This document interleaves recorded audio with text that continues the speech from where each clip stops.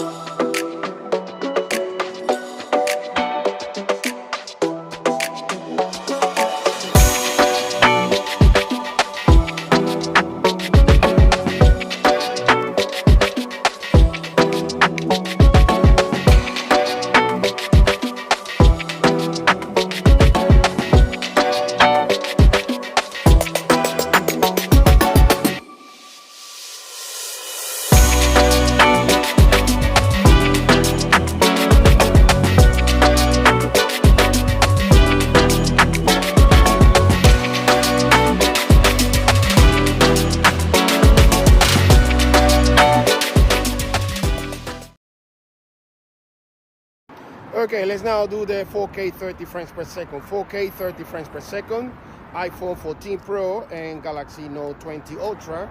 Let me stretch my hands a little bit more. So yes, 4K 30 frames per second from facing camera. And let me start panning around here. So look at the background, dynamic range. So 4K 30 frames per second, Galaxy Note 20 Ultra and iPhone 14 Pro from facing camera. Really nice and sunny today. Let me keep panning around, and now I'm going to move forward in this direction so you can check the stabilization.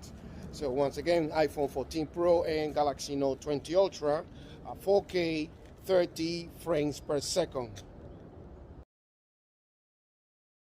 Okay, let's now do the 1080p 60 frames per second. 1080p 60 frames per second, iPhone 14 Pro and Galaxy Note 20 Ultra.